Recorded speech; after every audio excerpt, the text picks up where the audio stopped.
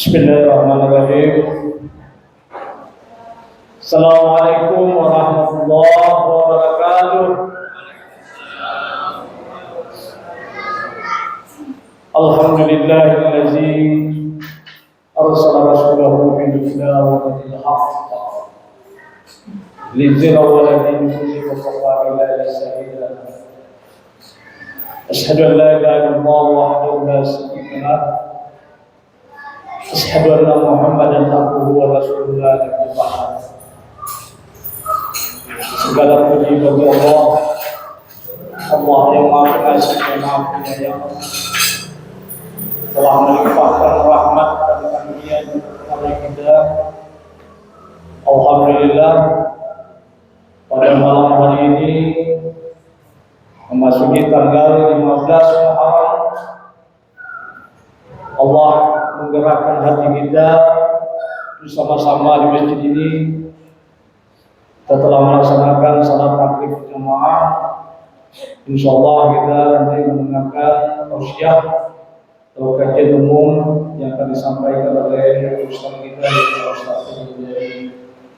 Salawat dan salam kepada Nabi Muhammad sallallahu alaihi wasallam. Allahumma shalli ala Muhammad wa ala ali Muhammad.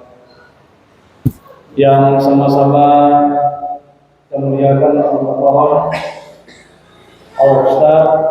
Ustaz Salahuddin Al-Alubi, alhamdulillah Allah beri kesehatan kepada beliau dan beliau bersedia untuk memberi berbagi ilmu kepada kita.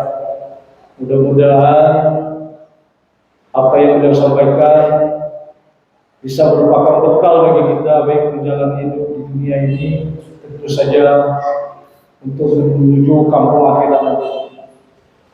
Kemudian yang kami hormati Bapak-bapak, Bapak Ketua RT 1, 2, dan 3 atau yang mewakili Bapak Ketua RW atau yang mewakili Bapak Ketua RT 1, 2, dan 3 yang mewakili para perangkat tokoh masyarakat, ahli ulama, jadi pandai, kecil tidak bisa saya sebut nama, bisa saya himbauan. Kemudian ibu-ibu majelis taklim, anak-anak kami, kaum muslimin dan muslimat baik di masjid maupun di rumah yang mendengarkan suara muslim. Saya mohon waktu sejenak, mungkin sudah sekian lama kita mengadakan kajian, baik kajian umum, kemudian minggu Ahad. Jadi masing-masing 1 kali 2 minggu, dengan harapan kita membuat tausiah atau kajian umum. Inilah fungsi masjid, selain tempat ibadah juga tempat dakwah. Bagaimana kita mensiarkan Islam. Kita menyadari masih banyak yang belum kita ketahui tentang hal-hal agama. Insyaallah dengan adanya kajian umum, kajian subuh, ini bisa menjadi bekal bagi kita. Mudah-mudahan ini selain menambah ilmu, Allah berikan ini sebagai pahala bagi kita. Mudah-mudahan di majelis ilmu malaikat-malaikat mengembangkan sayap kepada kita, akan berselawat atau memberikan selamat kepada kita. Mudah-mudahan insyaallah kita dijadikan oleh Allah bagian orang-orang yang selalu taat kepadanya. Baik, tidak memperpanjang mukadimah, mohon maaf sebagai pengantar. Kita minta kepada Ustaz kita untuk memberikan tausiah atau kajian umum kepada kita. Kepada Ustaz kami silakan. Assalamualaikum warahmatullahi wabarakatuh.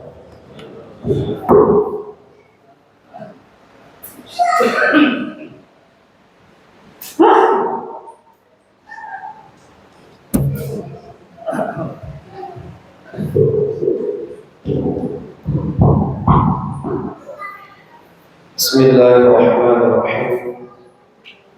Allahumma shrah li sadri wa yassir li amri wahlul 'uqdatam min lisani yafqahu qawli.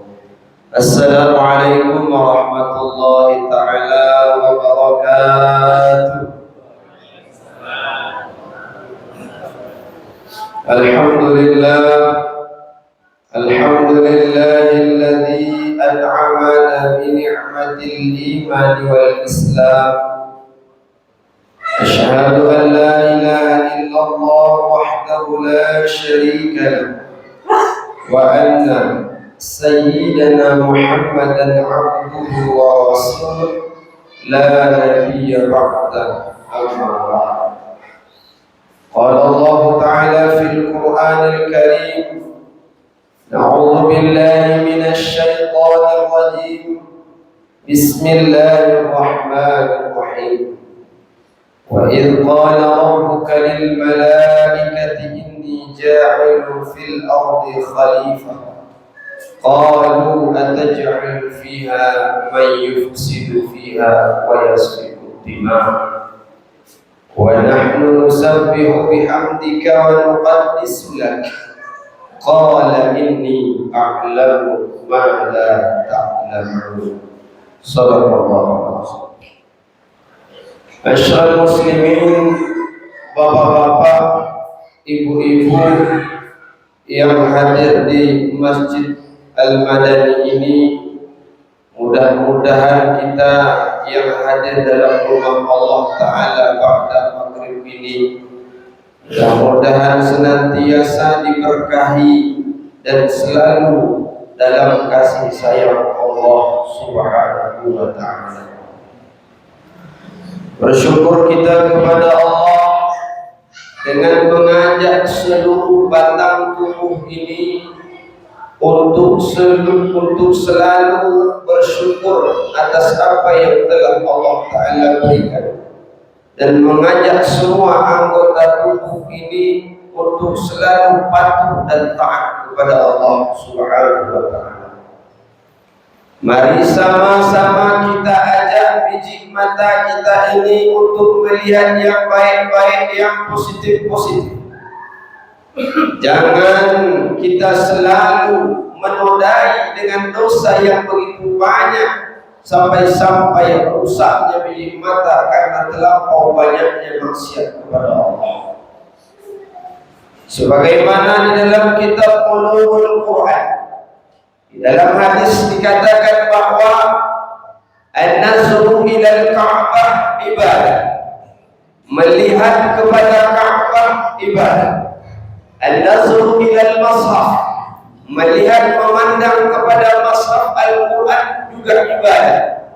An-nazru ila wajhi al-walidain, menengok memandang kepada wajah mak bapak kita juga ibadah. Ini bukan perkataan Salahuddin, tapi hadis dari Nabi Sallallahu Alaihi Wasallam di dalam kitab Ulumul Quran. An-nazru ila al-Ka'bah ibadah, menengok memandang kepada Ka'bah itu ibadah. An-nazru ila al-Mashaf, menengok kepada Al-Quran juga ibadah. Tapi jangan ditelan mentah-mentah, dipahami secara tekstual. Sebelum bilang menengok Al-Quran itu ibadah, tengok aja lah isi Quran, balik atas balik bawah, baca tidak sama dia. Artinya apa? An-nazru, melihat serta membaca. Makanya hadis tak bisa dipahami secara teks. Salah paham aja itu. Karena dalam hadis ini secara tekstual diartikan apa? An-nazru ila al-mashaf. Nazar artinya melihat, artinya memandang. Ila al-mashaf, kepada mashaf, yaitu Al-Quran. Berarti setiap memandang Al-Quran ibadah. Secara tekstual, tengok saja Al-Quran, tak usah dibuka-buka, tengok saja kulitnya. Al-Quran dah ibadah.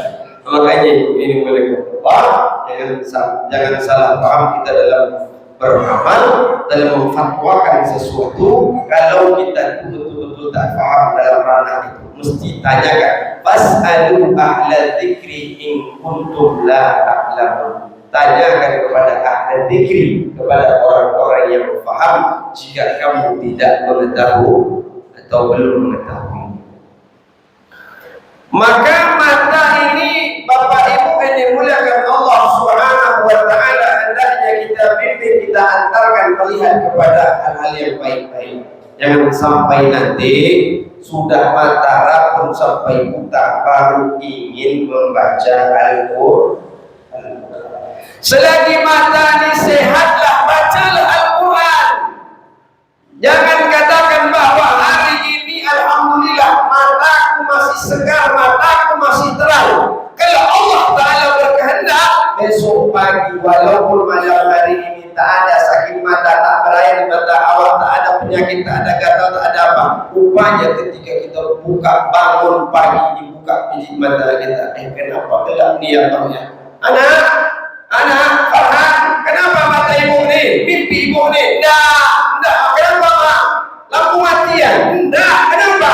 Mata sudah diwafatkan oleh Allah. Dalam artian dibuka tak apa.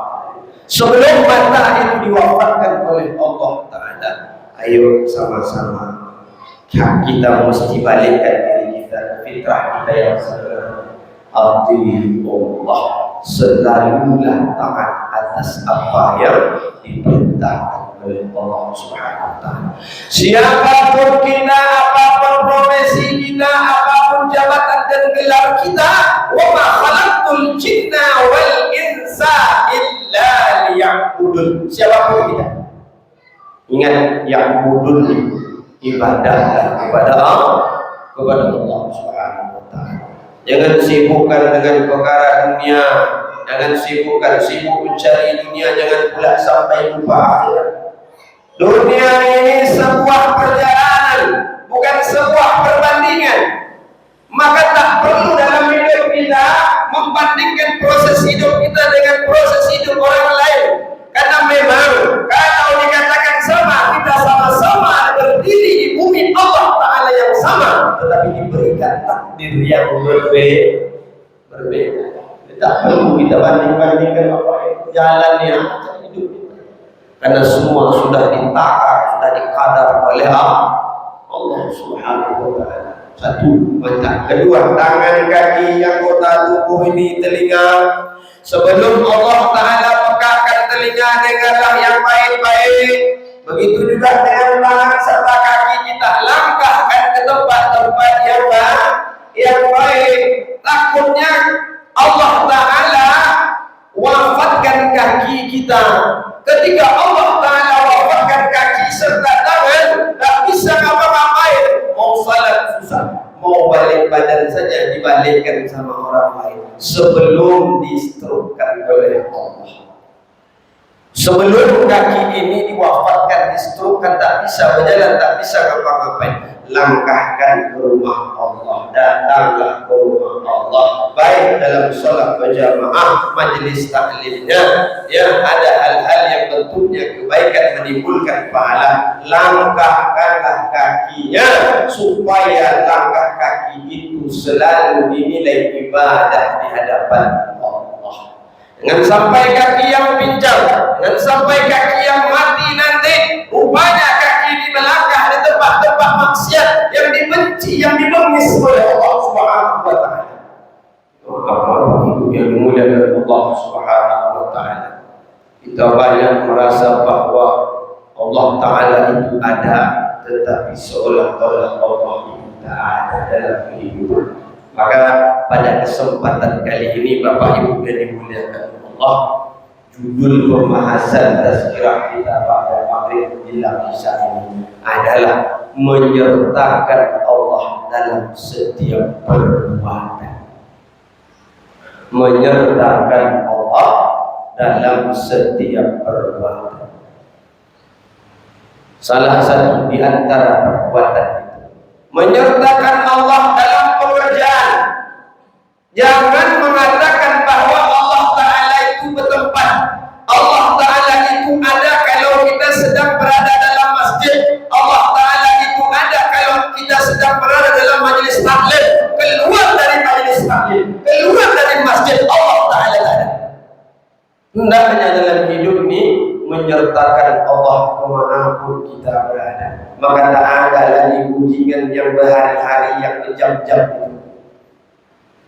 Ya, kenapa? Kita menyatakan adanya Allah. Ketika seseorang meniadakan Tuhan waktu muncul, maka makin jadilah uji. Jadi Bapak Ibu ini muliakan Allah Subhanahu wa Ta'ala. Terkadang orang ini menyampingkan Allah, padahal dia tahu dia mencari rezeki, yang ngasih rezeki Allah, tapi melupakan siapa pemilik rezeki. Tahu dia rezeki itu adalah milik Allah. Dia bekerja betul digaji sama bosnya, tapi itu sudah ditakar oleh Allah Subhanahu wa taala. Yang ngasih dia kerja di sana bukan hanya sekedar ikhtiar dia saja, tetapi juga ada masukan campur Allah. Allah tak izinkan. Tapi kita lah, makanya diberikan akal. Tafarraqa bainal haqqi wal batil. Mana pekerjaan baik, mana pekerjaan yang buruk. Tafarraq, dialah sebagai pembeda. Hanya Bapak Ibu yang dimuliakan Allah Subhanahu wa taala. Kalau dalam hidup ini selalu tak lupa kita menyertakan Allah dalam setiap kehidupan. Tak ada lagi kalimat ada seorang bapak-bapak yang berangkat dari jam 7 pagi pulang ketika orang azan isya. Ketika itu dia sampai di rumah, dia mandi dan makan. Waktu sholat isya masih ada, orang sedang sholat berjamaah. Tidak ada lagi kata, kenapa bapak sholat ke masjid berjamaah? Kalau ustaz yang ceramah itu ialah dia pergi pagi paling pulangnya 3 jam 4 dah nyampe di rumah. Bisa dia ceramah, bisa dia berdakwah, bisa lah dia sholat berjamaah. Jangan kau banding-bandingkan aku dengan dia, ibu. Jangan banding-bandingkan aku dengan ustaz. Jangan banding-bandingkan aku dengan Pak Imam Masjid Al-Madani, dengan ketua Masjid Al-Madani. Karena aku beda dengan mereka. Aku pergi pagi pulang malam, mereka petang dah sampai. Aku ni ketika pulang, aku capek, aku butuh istirahat. Pertanyaannya, selama ini Allah Ta'ala pernah capek nak kasih kita rezeki? Balikkan ke diri kita, hadirkan selalu Allah Subhanahu wa taala. Kalau bicara capek, namanya hidup ini memang tempat capek ya. Hidup ini tempat capek. Ada waktunya kita istirahat, tak disuruh kerja sedikit pun. Kawan, mati. Tak ada capek, habis. Ya, ada sakit hati ini, sakit hati orang ini, semuanya finish. Selesai, tak ada lagi urusan, tak ada yang mesti dipikirkan. Sewa rumah tak perlu dipikirkan, kredit mobil tak perlu dipikirkan, utang berapa tak perlu dipikirkan.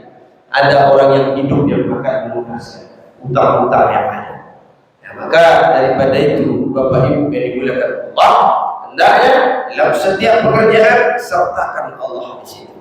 Wabil khusus dalam pekerjaan kita, ya, dalam urusan duniawi kita sertakan Allah.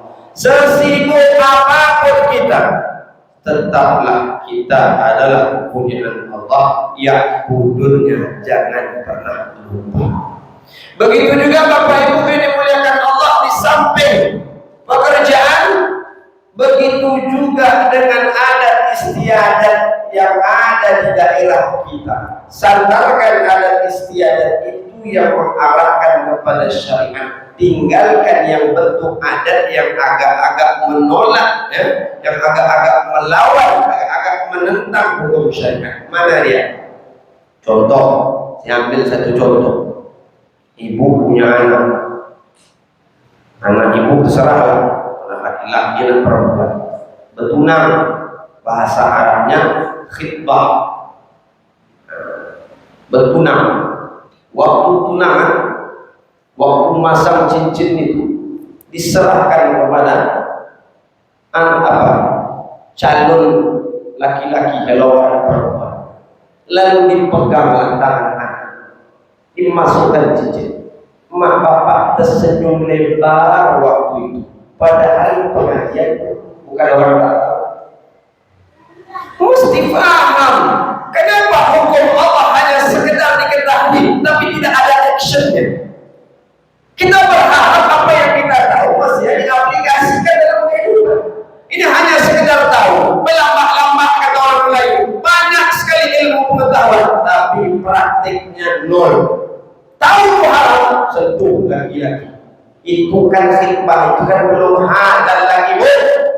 Belum halal itu. Lalu kenapa dipegang? Suruh emaknya masangan anak perempuan, suruh emak yang emak laki-laki itu bapak itu masangan anak laki-laki. Ini enggak, ketika waktu motong baju, mesan pakaian, potong urus kali kedua. Lepas tangan mak bapak seolah-olah menganggap bahwa itu bukan suatu dosa.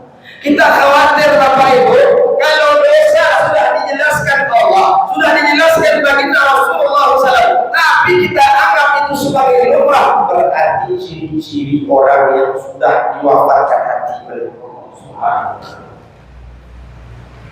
Kalau tadi kita balik sedikit cerita, kalau tadi jelas, kalau kakinya mati jelas tak bisa bergerak, tapi ada yang lebih sadis daripada itu. Kaki masih bergerak, tangan masih bergerak, mata masih bergerak, tapi hatinya terlebih dahulu diwafatkan oleh Allah Ta'ala. Itulah ciri-ciri. Tahu dengan hukum Allah, tapi tak mau melaksanakan, mengaplikasikan dalam kehidupan. Dia tahu fasik dan Inna Allah la yuhda lil fasik. Allah Ta'ala takkan berikan petunjuk, Allah Ta'ala takkan berikan hidayah bagi orang-orang yang fasik. Na'udzubillah. Maka di antara ciri orang yang diwafatkan hatinya, tahu dengan hukum Allah, enggak dikasih nasihat, ngelawan. Biasa tuh, awak lebih parah daripada anak awak. Ini yang meleset. Bahas-bahas pula awak masuk muda. Awak lebih parah katanya dibandingkan anak awak. Disuruh anak keluar berdua. Jatuhnya perlakuan itu haram, berdosa. Mak yang nyuruh, mak tanggung jawab, mak juga ikut berdosa. Bapak yang mempersilahkan, bapak juga ikut berdosa. Setelah di hari H anak menikah, begitu juga didatangkan organnya. Joget-joget bahagia tak dilarang dalam Islam, sukaria juga tak dilarang dalam Islam. Cuma ada istiadat yang bertentangan dengan syariat, tidak menghadirkan Allah ketika itu. Berjoget, siapa yang paling mantap jogetnya dikasih duit, disawer sama emaknya, sawer sama bapaknya. Waktu pesta bapaknya kejadian pak, disawer pakai duit, menghilangkan Allah waktu itu dalam keadaan suka ria dengan menikahnya anak awak, ya, awak mendapatkan menantu yang soleh, anak hebat, orang kaya, melupakan Allah. Kapan ingatnya orang-orang macam ini? Ketika rumahnya hangus, ketika semua hartanya sudah habis diambil sama Allah. Allah Ta'ala kalau pengen sesuatu, tak perlu Allah Ta'ala turun tangan, cuma panggillah bibi, kata takar rumah itu, dah melampaui atas kelakuan. Habiskan. Kalau Allah Ta'ala berkehendak, tapi Allah kan masih sayang, masih pengasih, tapi legasi. Sayang tak terbilang, semua dikasih, Islam kafir dikasih, tapi saya hanya milik orang Islam. Kalau perkara kasih, semua dikasih. Mau orang sholat tak sholat dikasih, mau Islam tak Islam dikasih, mau dalam Islam beda pemahaman, semua dikasih, tak ada bedanya. Tapi rahimnya Allah Ta'ala hanya milik kita orang Islam yang betul-betul abdi Allah, yang betul-betul taat kepada Allah, beransur-ansur untuk berubah, untuk selalu menghadirkan Allah dalam setiap gerak-gerik kehidupan kita. Ketika Allah Ta'ala sudah dihilangkan dari raga, ketika Allah Ta'ala sudah dihilangkan dari sekitar kita, dari dekat kita, maka disitulah setan bercamuk menghasut, lakukan yang ini, lakukan ini, Tuhan yang Maha Mampu. Makanya Bapak Ibu, kalau ada orang bikin dosa ulang-ulang, itu perumpamaannya seperti ibu atau bapak punya anak, anaknya ketahuan maling, mencuri, ditegur sama bapak, ada yang mencuri, enggak ya. Ini punya siapa? Punya siapa? Aku pinjam. Betul? Betul ya. Coba kita tanya, enggak dia tanya, marah. Ngaku maling dia, balikkan. Ya Allah, minta maaf ya. Oke, dimaafkan. Yang kedua kali masih sama melakukan pencurian juga, minta maaf lagi, minta dimaafkan, tetap dimaafkan. Ketiga kali, 4, 5, 6, 7 kali, kira-kira ketika anak melakukan hal yang sama, sakit hati dah kita orang tua. Sakit hati dah kita orang tua. Ketika anak diingatkan sampai 10-50 kali dia melakukan hal yang sama. Begitulah perumpamaan kita. Sekalipun innallaha tawwabur rahim, tapi ini bicara hadis yang mengatakan orang yang melakukan kesalahan lalu dia bertobat lalu diulang-ulang terus kesalahan sama dengan mempermainkan Allah Subhanahu wa taala. Makanya inilah hikmah Bapak Ibu kita datang ke majelis taklim. Diri ini saya dulu pernah sampaikan ibarat HP. Kita ini ibarat HP. Setiap hari kita tengok, kita pegang HP main terus lama kelamaan dari menit ke menit, jam ke jam, otomatis baterainya akan lobet. Baterai HP akan lobet dan bahkan akan habis dan mati. Ketika HP ini tidak dicas, otomatis dia tidak akan berfungsi. Mau diapakan, mau ditekan, mau diapa, dibanting, tidak akan hidup lagi kalau dia tidak dicas. Begitu juga dengan diri kita. Kalau tidak dikasih nasihat, disiram dengan siraman rohani, datang ke majelis taklim, otomatis lama kelamaan hati menjadi mati. Dan tak pernah datang sampai dekat-dekat akhir hayat. Bisa jadi Bapak Ibu yang dimuliakan Allah Subhanahu wa taala, hati menjadi mati ini membuat orang kufur terhadap Allah taala. Tak hidup lagi, tak bisa dihidupkan, maka perlu dicas. Casnya lewat mana? Majelis taklim, dengarkan tausiah, dengarkan dakwah. Tak perlu milih-milih ustadznya.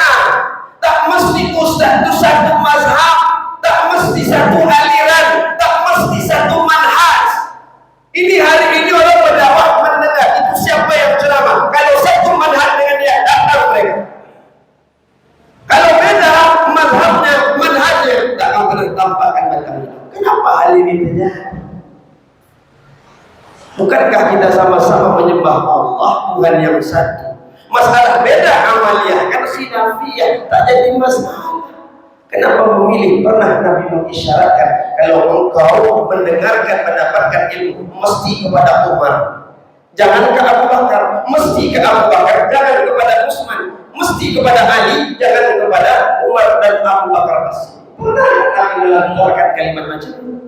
Enggak. Ke Aisyah silakan ambil hadisnya, Abu Bakar silakan, Utsman silakan, Ali bin Abi Thalib juga silakan. Semua merujuk ke Nabi, melihat ke Nabi Muhammad SAW, walaupun dalam praktik kehidupan memang berbeda. Jadi dulu pernah singgung kita tahun baru kemarin, tahun baru Islam. Nabi Muhammad tak pernah bikin tahun baru Islam, tak pernah suruh untuk memperingati tahun baru Islam. Isra Mi'raj, sejak kapan Nabi memerintahkan untuk peringatan tahun apa? Isra Mi'raj, Maulid Nabi, halal bihalal, tak ada satu. Tapi ini ada menimbulkan efek yang luar biasa manfaat. Ya, ketika orang datang satu majelis taklim, didengarkan ayat Allah, didengarkan hadis Rasulullah, didengarkan sirah-sirah Nabawiyah, disampaikan di situ sesuatu yang bermanfaat, yang mengenang hati, menghidupkan hati, jangan sampai hati ini menjadi mati. Bukan membuat perpecah belah. Kenapa mesti memilih begitu? Inilah yang kadang-kadang di tengah-tengah masyarakat kita ujar kacir, yang kadang-kadang berantakan masyarakat kita karena beda pemahaman. Padahal satu Tuhan. Kenapa ini mesti diperbesar? Kenapa ini mesti diperbesar-besar? Ini bukan masalah. Masalah kita bisa orang kafir tengok Palestina. Kalau orang Batak datang ke sana, kenapa mesti perang Islam sama Islam? Bukan lawan, bukan musuh Islam sama Islam ini. Ini hanya perbedaan pendapat, perbedaan awaliyah. Ada Nabi Muhammad, Allahu Akbar, hanya sebentar dengan bahu. Tidak salah, Nabi hidup bukan sehari. Ada yang meletakkan tangan, Allahu Akbar, tidak salah, jangan kau risau. Tidak rusak sholatnya, tidak batal hukumnya, tidak ada masalah. Kenapa kau risaukan itu semua? Kenapa itu yang dijadikan masalah sampai-sampai membuat firqah dalam masjid? Kalau itu imam aku balik, kalau aku imam baru salat berjamaah, itu tak baik dalam, tak ada diajarkan Nabi SAW. Makanya mesti hadirkan Allah. Selagi itu yang baik. Ada bapak ibu yang tidak setuju kalau orang tuanya diyasinkan, tidak jadi masalah. Takkan berdosa kalau tak dibacakan yasin, dan juga tidak sesat kalau ada yang membacakan yasin. Kenapa? Hadis Nabi SAW, lakinu mautakum, talkinkan orang-orang yang meninggal di antara kamu biyasin. Ada hadis.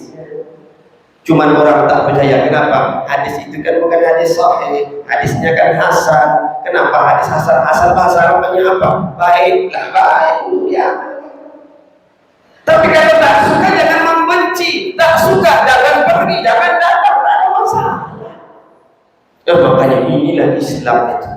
Jadi kalau orang menengok di YouTube nampak kali antara Ustaz Abdul Somad ya dengan Ustaz yang sebelah. Ketika Ustaz Hadi Hidayat menjelaskan begini, dipantah sama Ustaz sebelah. Nampak kali Ustaz itu nampak perbedaan, saling menyalahkan. Padahal kalau kita telusuri baik-baik, dengarkan baik-baik, dijelaskan. Maka kalau Ustaz Abu Somad, Ustaz Hadi Hidayat, mereka lebih menjelaskan kepada 4 pendapat ulama.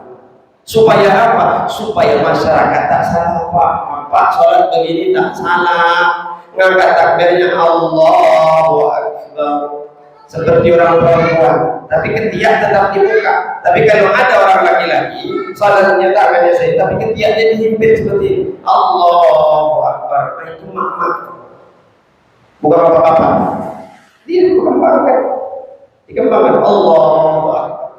Nah, posisi letak tangannya terserah. Bapak belajar Imam Ahmad bin Hanbal atau pengikut Muhammadiyah, silakan letak tangannya posisi seperti apa di tengah. Oke. Imam Syafi'i, salah satu pendapat dalam mazhab Imam Syafi'i, ada yang didirikan kelingking kiri itu di tengah pusat, di pusat, lalu jadi agak dimiringkan sebelah kiri. Jangan ketika menengok ada orang salah macam ini langsung kita salahkan. Ini masalah khilafiyah. Khilafiyah Bapak Ibu dimuliakan. Jangan ini sebagai pemecah. Sekali lagi, hadirkan Allah dalam setiap perbuatan supaya tidak berpecah belah. Ya, khilafiyah itu biasa. Karena kita masih satu Tuhan, kenapa dipermasalahkan? Itu beda pemahaman silakan. Kalau berkaitan dengan akidah, baru kita mesti agak keras sedikit. Kalau Ahlus Sunnah wal Jamaah tetap mengatakan Tuhan itu tidak bertempat. Kalau Tuhan bertempat, Allah Ta'ala sama dengan manusia. Padahal Allah Ta'ala sendiri mengatakan dalam Al-Quran, laisa kamitslihi syai'un wa huwas samiul basir. Allah Ta'ala itu tak serupa dengan siapa? Tak serupa. Kalau ada mengatakan, makanya ada yang mentranslate ayat itu secara tekstual. Sekali lagi, secara tekstual, tengok terjemahan Al-Quran. Yang bilang Tuhan di atas siapa? Ya Tuhan sendiri. Mana ayatnya? Ar-Rahman 'alal 'arsy istawa. Ar-Rahman 'alal 'arsy istawa. Tuhan itu 'alal 'arsy istawa. Dijelaskan pula hadis. Padahal hadis itu dulu saya ceritakan. Apa hadisnya? Ada seorang bapak-bapak bertanya kepada seorang anak-anak, "Aina Allah?" Di mana Allah? Allah a'lam. Ibu tanya sama anak kecil, Tuhan di mana? Di atas, di bawah. Itu kecil di atas, bawah. Orang makan teh. Nah, orang bawah. Nah, analoginya seperti itu, Pak. Padahal Tuhan tidak di Solo, tidak di situ. Alal arsy istawa menunjukkan bahwa begitu tinggi dan tidak ada yang bisa menandingi dan tidak ada yang bisa menaiki tempat kekuasaan Allah. Nah, apa fungsinya? Surah Qaf ayat 2 itu mengatakan bahwa Allah Ta'ala lebih dekat daripada urat leher. Kalau Tuhan di atas otomatis jauh, Pak. Ya, kalau Allah Ta'ala di atas otomatis jauh. Ini perumpamaan untuk apa? Menyatakan bahwa Allah Ta'ala qaribun, dekat sekali sama kita. Maka kita tidak bisa bohong. Ikhlas tak ikhlas dalam beramal. Ada orang sedekah mengeluarkan duit 1 juta, tak tahu ya, yang tahu hanya Allah. Kenapa? Allah Ta'ala maha dekat. Sesuatu yang belum terucap saja Allah Ta'ala tahu, saking dekatnya Allah. Nah, kok berani kita mengatakan antum ahlu sunnah wal jamaah? Ya, saya ahlu sunnah wal jamaah.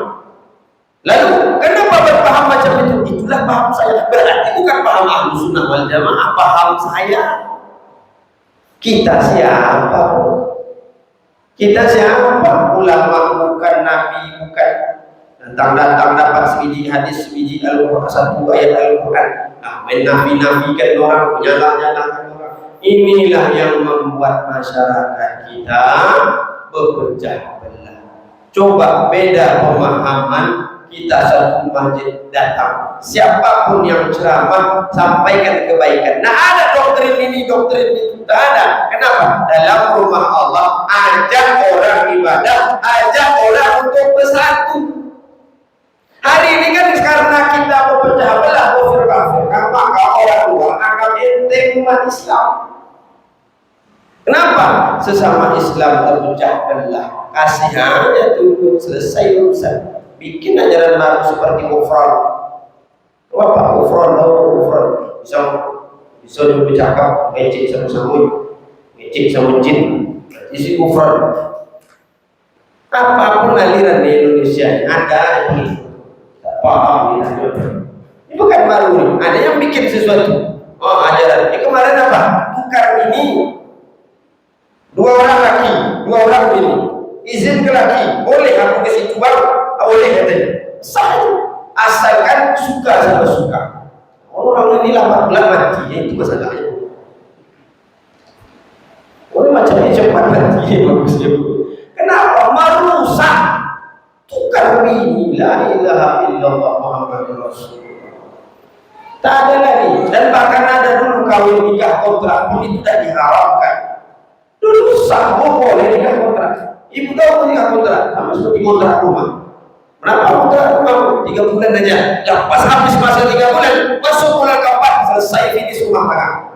Gitu dulu. Tetapi memberikan efek mudarat kepada ibu-ibu yang perempuan. Mudarat yang besar ketika setelah 3 bulan rupanya hamil. Yang ngasuh siapa? Yang kasih pendidikan nanti bayar pendidikannya siapa? Rupanya banyak mendatangkan mudarat. Barulah dijelaskan oleh Nabi bahwa nikah kontrakan adalah haram, tak boleh dibuat lagi. Tapi hari ini di Indonesia masih ada, masih. Hebatnya kita orang Indonesia ini, Pak. Yang diharamkan ada. Nah, maka daripada itu ibu bapak yang dimuliakan Allah, ini yang mesti kita lakukan. Tadi kita balik ke adat-adat yang kira-kira tidak menghadirkan Allah Ta'ala di sini, menyampingkan. Ya, tadi apa? Bab nikah kita buka, tunangan belum, bimbing anak, ajarkan anak, pasangkan cincin jangan yang laki-laki perempuan.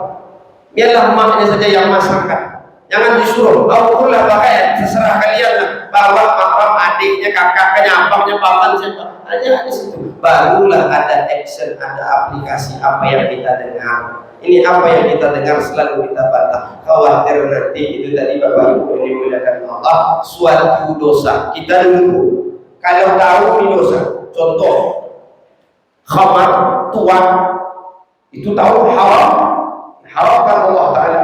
Ya? Lalu kita minum, tahu dosa besar, tahu, dan itu takut dan bahkan menggigil ketika melakukan. Pertama kali dia tahu itu haram tapi dia minum, dia tahu bahwa Allah Ta'ala murka sama dia, takut. Tetapi lah 2, 3 kali, 4, 10, 50 kali dia minum, tak terasa lagi rasa takut, tak terasa lagi bahwa minum khamar itu haram, tak terasa lagi bahwa mengunjingkan orang itu adalah suatu dosa, tak terasa lagi kalau memutuskan hubungan silaturahmi itu adalah perkara dosa di antara dosa besar. Tidak terasa lagi ketika dosa sudah dianggap sebagai hal yang lumrah, ingat hatinya sudah dimatikan oleh Allah Ta'ala. Alhamdulillah Bapak Ibu, mudah-mudahan awak masuk dalam ranah ini Bapak Ibu. Ya, itu saya bilang matanya masih berkedip, tidak seperti orang mati atau seterusnya. Kalau kakinya diwafatkan jelas tak bisa bergerak. Ini mata masih berkedip, mulut masih bisa mengunyah makan bicara, tangan kaki masih bergerak, tapi hatinya terlebih dahulu diwafatkan oleh Allah Ta'ala. Ini alhamdulillah. Di antara ciri-cirinya tadi tidak menyertakan Allah dalam setiap perbuatan. Ketika Allah Ta'ala dihilangkan, maka disitulah seseorang jatuh kepada fasik. Bapak Ibu ini dimuliakan Allah Subhanahu wa taala. Begitu juga di dalam kita ibadah kepada Allah, Pak. Orang hari ini banyak angkat takbir. Ketika salat angkat takbir semua. Tetapi menghadirkan, merasakan Allah Ta'ala bersama dia berbicara, ngobrol sama Allah, dia tak rasakan. Hanya alhamdulillah rabbil alamin. Baki cek kurang minang apa? Salat kurang, salat awak galak kurang, galak awak dan digalaan kurang. Itulah kira-kira istilah. Salat orang, salat awak. Salat orang kenal sama Allah, faham apa yang dibaca. Salat awak tak tahu apa yang dibaca. Makanya ada, ini mohon maaf, sekitar 3 minggu yang lewat ada yang meninggal di Kupang. Salah satu keluarga orang rumah. Jadi surat Yasin baru itu terhimpit, Pak. Lembarannya terhimpit. Jadi yang ada doanya hanya untuk mayat laki-laki. Jadi yang terhimpit itu untuk mayat perempuan. Ini jenazah depan ini dibacanya keras-keras pula baca. Allahumma ighfir lahu, mayatnya perempuan ibu, Pak. Allahumma ighfir lahu warhamhu wa'afihi wa'fu anhu. Itu yang dibacanya untuk mayat mana? Menyambung mayat yang meninggal ini mayat perempuan dibaca Allahumma ighfir lahu. Kenapa? Tak paham. Coba ngaji, datang ke taklim, sedikit banyak faham. Saya sampaikan dulu, kalau ada keluarga khususnya mak bapak meninggal, jangan diserahkan ke orang lain yang dari mandi menghafali sampai menyolatkan. Kenapa? Menyolatkan itu tak perlu bapak. Andai kata bapak itu tidak hafal Allahumma ighfir lahu warhamhu sampai ke belakang, Allahumma la tahrimna ajrahu sampai ke belakang, tak hafal. Ada minimal yang diberikan batasan oleh para ulama ketika seseorang tidak hafal dengan doa untuk mayat untuk sebelumnya. Ya, apa doa yang bedanya? Allah ketika tidak hafal doa Allahumma ighfir lahu warhamhu cukup. Kalau tidak hafal, kalau hafal silakan lanjutkan. Lalu di takbir yang keempat Allahumma la tahrimna ajrahu, kalau untuk laki-laki Allahumma la tahrimna ajraha cukup. Cuman kalau jadi imam jangan Allahumma la tahrimna ajraha. Assalamualaikum. Orang lain di belakang masih panjang doanya tuh, tunggu dulu. Jadi bacanya benar Allahumma ighfir lahu warhamhu. Diam kan sekejap, tunggu orang belakang selesai baca dulu. Perkirakan saja. Tak perlu, ini kadang-kadang saya jumpakan ada beberapa ketika orang meninggal, anaknya disolatkan, lebih afdal memang bukan ustaz yang hafal 30 juz, bukan ustaz yang mesti pakai baju yang mesti pakai jubah, yang mesti pakai sholat, tidak mesti. Anak lebih afdal dari semuanya. Yang habis 30 juz, mohon maaf, belakang dulu. Bapak ustaz, mau bapak ustaz viral, mau tidak viral, mohon maaf, belakang dulu. Kenapa? Yang lebih afdal dalam masalah fardu kifayah adalah anaknya. Tapi kalau ibu perempuan jangan pula nanti Pak Ustaz Salahuddin bilang, Pak, kami anak yang lebih afdal jadi imam, biarlah saya jadi imam. Tapi ibu-ibu jangan. Ada adik laki-laki, apa laki-laki suruh dia maju. Ya, kalau tak hafal cukup baca Fatihah, baca selawat ke Nabi, Allahumma shalli ala sayyidina Muhammad. Tak sampai fil alamin innaka Hamidum Majid, cukup Allahumma shalli ala sayyidina Muhammad.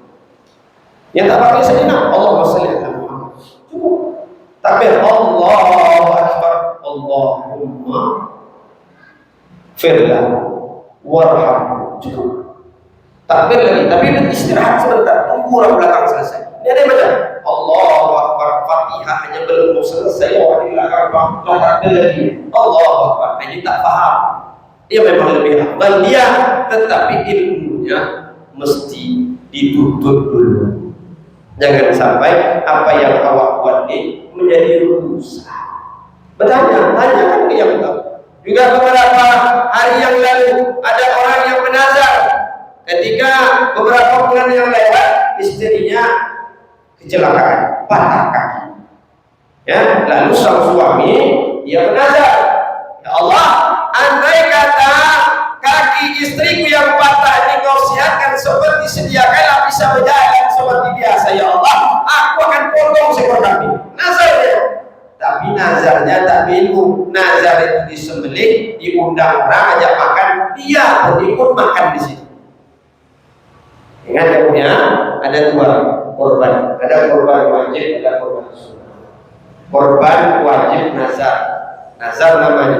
Kalau korban sunnah itu dua, ada korban akikah, ada korban hari raya Idul Adha. Ini sunnah untuk mencicipi dan makan. Tapi kalau nazar, haram untuk mencicipi, haram untuk dimakan atas apa yang dinazarkan. Nazar sudah, belum boleh baik ya.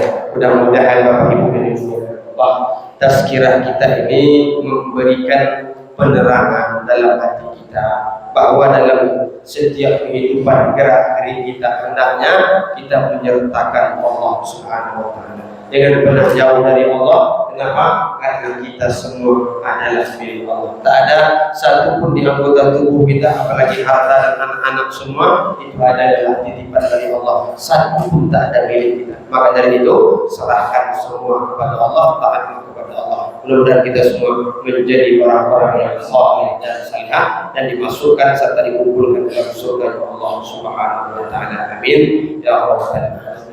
Bapak Ibu yang dimuliakan Allah Subhanahu wa taala, mari sama-sama kita tutup dengan doa. Semoga pahala dan doa ini Tuhan almarhum ibu bapak kita, orang tua kita, mereka ada yang sakit mudah-mudahan cepat-cepat disembuhkan oleh Allah. Lahumul Fatihah. Na'udzu billahi minasy syaithanir rajim. Bismillahirrahmanirrahim. Alhamdulillahi rabbil alamin, arrahmanir rahim, maliki yaumiddin. Iyyaka na'budu wa iyyaka nasta'in. Ihdinas siratal mustaqim. Shiratal ladzina an'amta 'alaihim ghairil maghdubi 'alaihim waladdallin. Amin. A'udzu billahi minasy syaithanir rajim. Bismillahirrahmanir rahim. Alhamdulillahi rabbil alamin, 'al-'aqibatu lil muttaqin. Wassalatu wassalamu ala asyrafil anbiya'i wal mursalin wa ala alihi wa ashabihi ajma'in. Allahumma shalli ala sayyidina Muhammadin wa ala ali sayyidina wa maulana Muhammad. Allahumma ighfir lana dhunubana wa liwalidayna warhamhuma kama rabbayana shighara wa li jami'il muslimina wal muslimat wal mu'minina wal mu'minat bi rahmatika ya arhamar rahimin. Ya Allah, ya Tuhan kami, ampunilah segala dosa-dosa kami, ya Allah, wabil khusus dosa ibu bapak kami dan nenek kami, keluarga kami di tangan darungan, ya Allah. Begitu juga bapak ibu yang hadir di sini, ya Allah, panjangkan umur mereka, ya Allah, murahkan rezekinya, ya Allah, permudahkanlah segala urusan dunia dan hari akhirat, ya Allah. Ya Allah, andai kata umur ini kami, ya Allah, akhirilah dalam keadaan husnul khotimah dan diizinkan bisa dapat berpulang ini, ya Allah, pantaskan untuk melafazkan di akhir hayat kalimat la ilaha illallah. ربنا آتنا في الدنيا حسنة وفي الآخرة حسنة وقنا عذاب النار. الحمد لله رب العالمين. تقبل الله منا ومنكم تقبل يا كريم. السلام عليكم ورحمة الله تعالى وبركاته.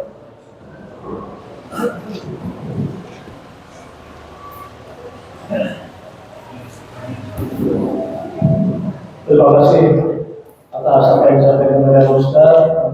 Maaf kita. Kemudian insya Allah besok jam 8 kita gotong royong kepada bapak-bapak. Kami mengharapkan untuk kita berdoa bersama bekerja melansir batu bata di lantai 2 itu para bapak-bapak yang ada di rumah maupun yang di masjid.